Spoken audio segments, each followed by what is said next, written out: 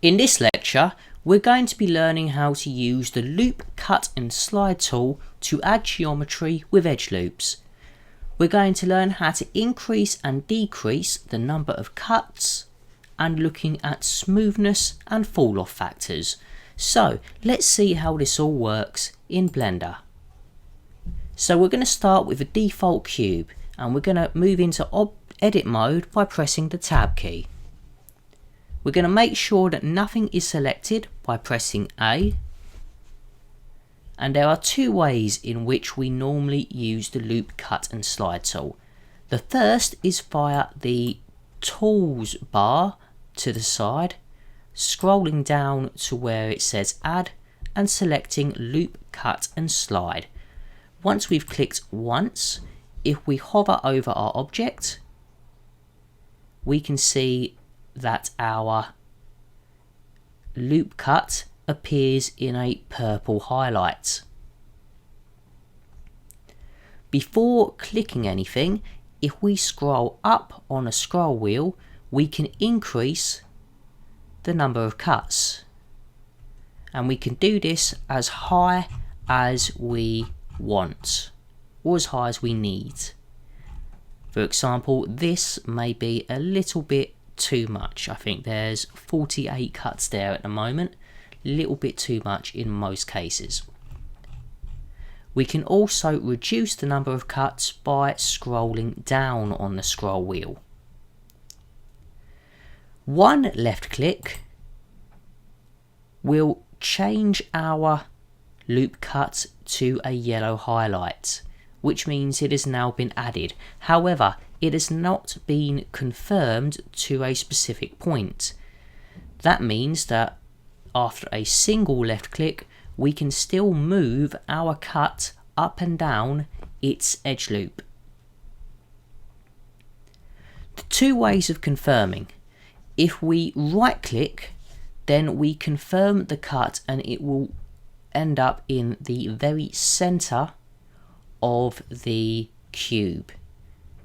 If we left click, we confirm the cut wherever it lies at the point of confirmation. So for example, say if I drag the loop cut up here, but I right click, it finalizes in the center of our cube.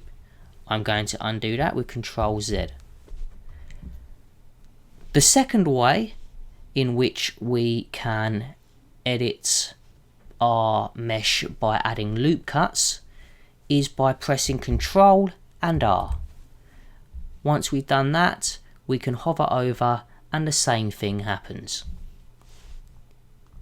This time I'm going to left click once, hover my loop cut upwards and left click again.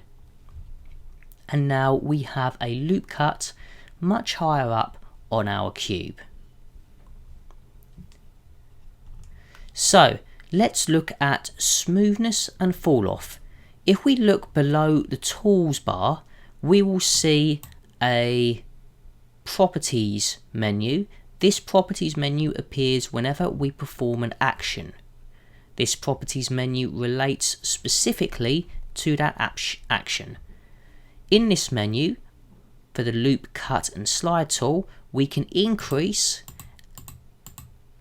and decrease the number of cuts. We can also increase the smoothness factor. Currently, it has a smoothness factor of 0. It can go as high as 4 in this case, and as low as -4.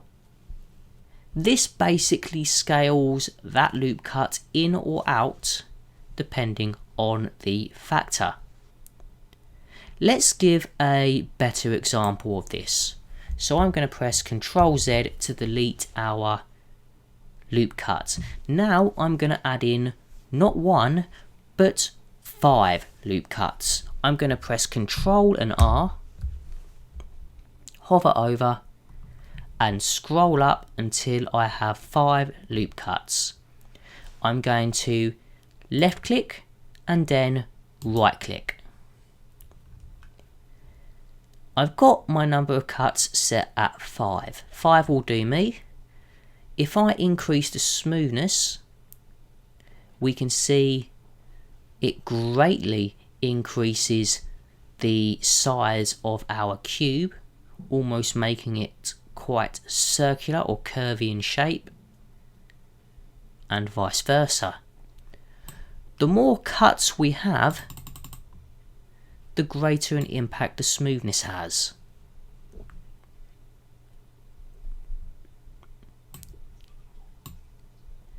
We also have fall off. Fall off alters the effects that smoothness has on our mesh. So we currently have the inverse square option. If I turn this up to 0.5, let's see how this affects the fall off. So we have certain options. We have 6 in total.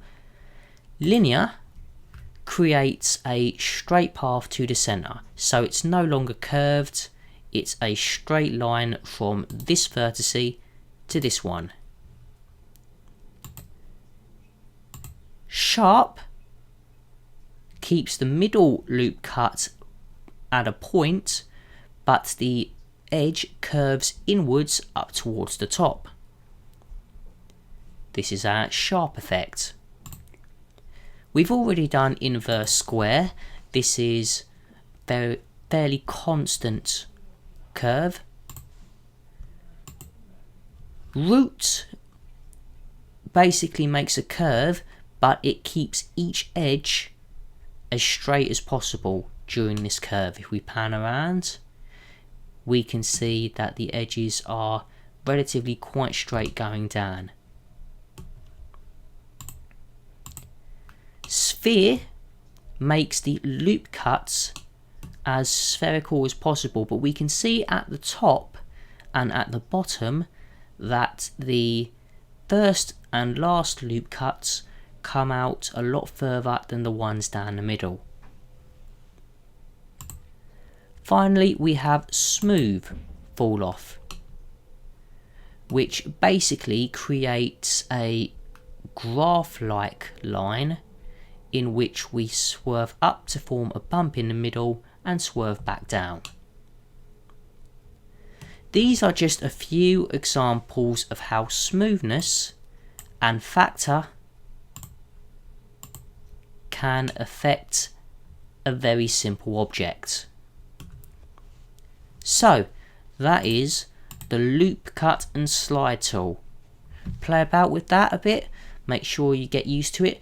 Try using the loop cut and slide tool with different primitive objects, see how they work with different objects. Thanks guys, hope to see you in the next lecture.